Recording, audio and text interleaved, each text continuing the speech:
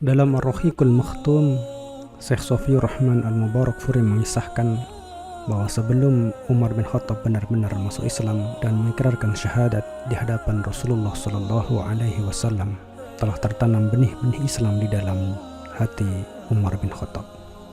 Benih-benih Islam yang tertanam dalam diri Umar bin Khattab bermula ketika Umar keluar rumah menuju Baitul Haram.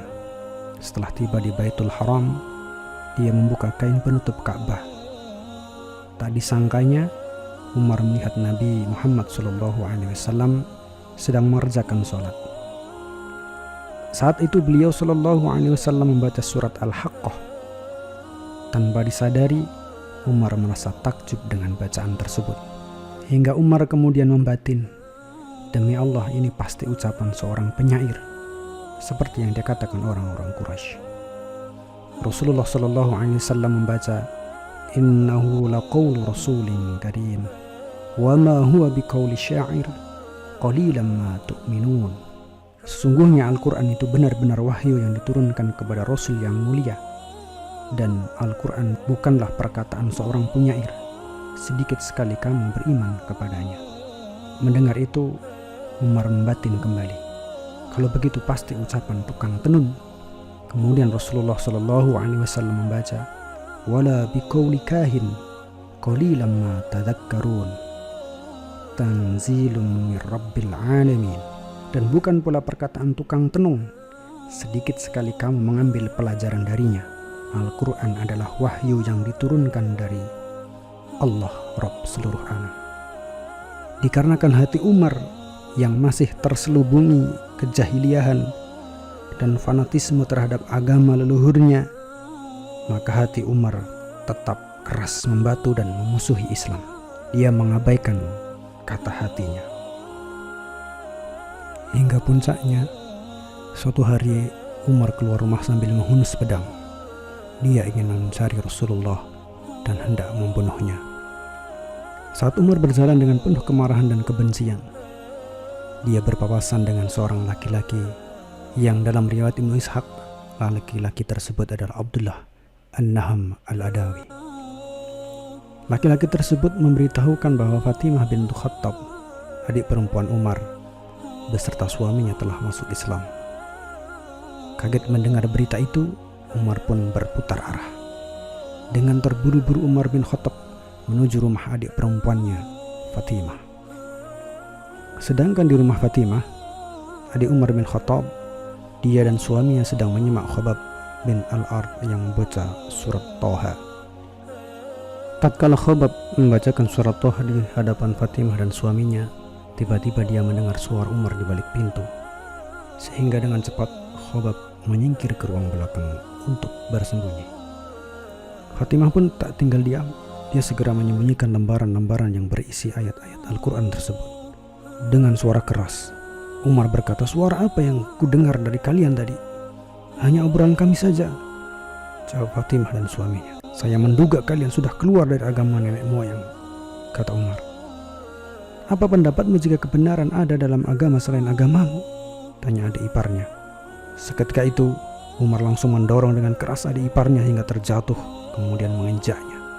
Fatimah pun mendekat untuk menolong suaminya. Tetapi tak diduga, Umar malah menampar adik perempuannya dengan keras hingga terluka.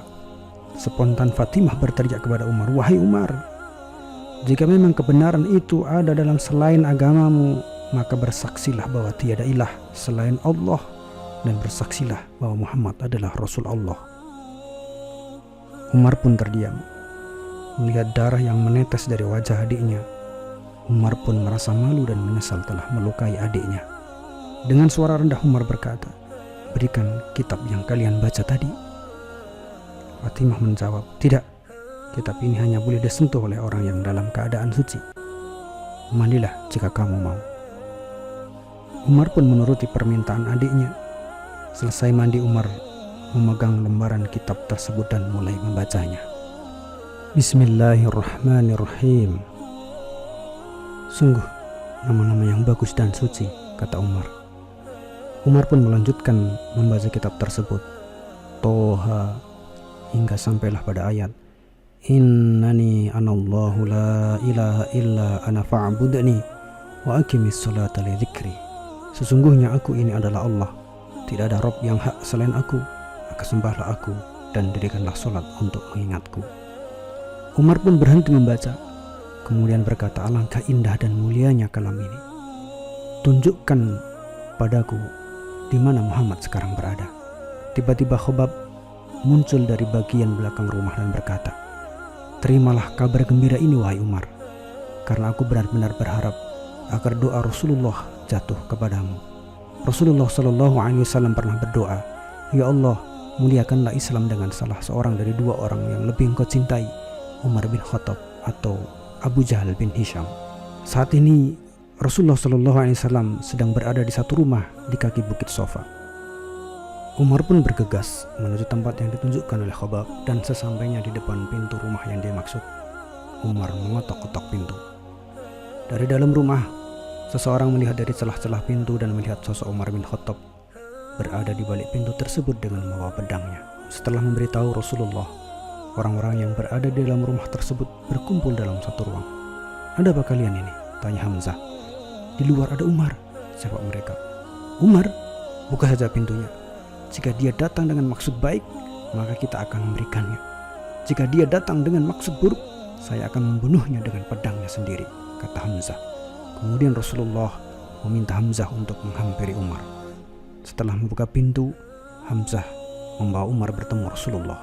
Rasulullah pun menemui Umar dan berkata, apakah engkau tidak mau menghentikan perbuatanmu wahai Umar, hingga Allah akan menghinakanmu sebagaimana yang telah menimpa Al-Walid bin Al-Mughirah? Ya Allah, inilah Umar bin Khattab. Ya Allah, kuatkanlah Islam dengan Umar bin Al-Khattab. Umar pun menyambut perkataan Rasulullah dan berkata, aku bersaksi bahwa tiada ilah selain Allah, dan sesungguhnya engkau adalah Rasul Allah. Mendengar itu, orang-orang yang berada di dalam rumah tersebut bertakbir. Dan setelah Umar bin Khattab masuk Islam, orang-orang Quraisy pun terguncang dan terpukul. Sebaliknya, keislaman Umar menjadi kabar gembira bagi kaum muslimin.